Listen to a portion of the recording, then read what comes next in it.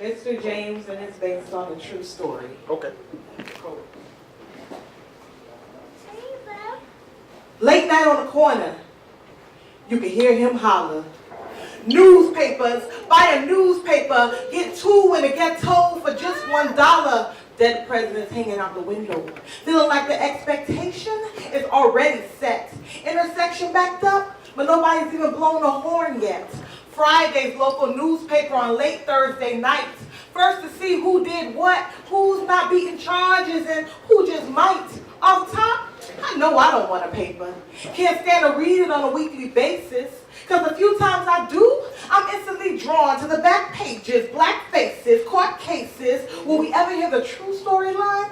Probably not, unless it just so happens to be a friend of mine. Other than that, nah, ruthless Negro just cocked back the 9. Because he a thug, he crazy, no heart, no history. Same unfinished story, different day. Sick to my stomach when I hear what the news say. One of the reasons I choose not to watch too much TV, because I can write rhymes, but can't provide no remedy. So show me a comedy so I can at least bring my mood up from this consistent tragedy. Because even though I do have money for a newspaper, I choose to play broken pretend.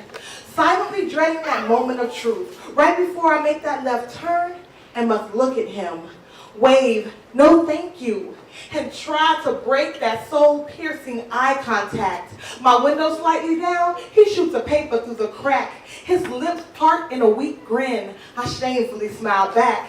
Now shuffling for change in the four-way stop, because you know I can't accept this paper for free. Don't worry about the money, baby girl. This one's on me, but you do look like you need your car washed. Just let me know when you're ready the next time you drive past. That's what the homeless man says to me when I'm stepping on the gas, headed towards the one thing he no longer has. Though his address was removed, my route home is still the same. This homeless man, I know personally. His name, Mr. James.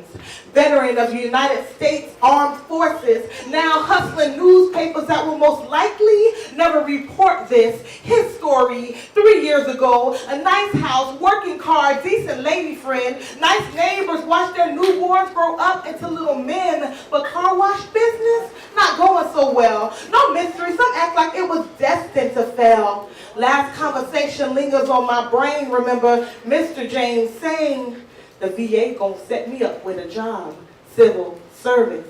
Notice the desperate smile on his face when I heard this, because maybe he already knew the ball holding his sustenance would be dropped. Income soon stopped. Last picture in my head is his elderly body propped up on a black crate in front of his padlocked door, right beside my sister's home, reading the word of God aloud in a powerful tone, preaching a lesson to the angels, silently pleading for one last chance at mattering. Neighborhood kids running down the street chattering about nonsense. He say, she say, and lies, while the remainder of Mr. James' life disappears in front of our eyes.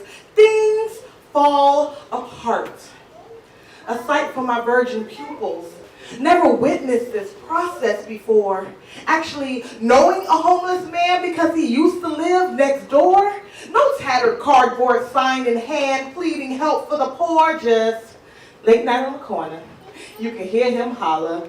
Newspapers, buy a newspaper, get two in a ghetto for just $1, selling the latest happenings in the hood. There he stood like we never imagined he would. Now forced to share his forts with 3, with the dope boys and the undercover deputy. Community supporting Mr. James, when America should be offering their veterans cost-free. Don't want no newspaper, but still, I stopping by too. Don't want to read about what's going on, but somehow I still do. One more soldier dead. Total for this week, 52. Patriotically fighting for freedom, the red, white, and blue. But I'm just roadside bomb dying to ask, when will this country start fighting for you, for Mr. James, struggling to keep his sanity in the midst of this utter confusion, and to keep the transparent potion of homelessness from turning him into a misty illusion? I don't have the answers. I can't provide the remedy. I don't know how to stop displacing my anger onto Sue Bell and her 2 poodles who moved next door to that foreclosed property, Mr. James' home. I don't know how to stop feeling guilty because at my dome. But until we figure something out, I can write a poem in honor of the invisible names. So I dedicate this poem to you, Mr. James. All right, all right.